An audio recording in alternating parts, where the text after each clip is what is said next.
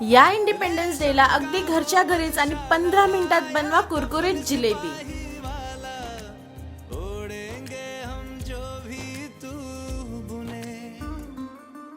ओ देश मेरे तेरी शान पे सदके कोई धन है क्या तेरी धूल से बढ़ के तेरी धूप से रोशन तेरी हवा पे जिंदा तू बाग है मेरा मैं तेरा परिंदा।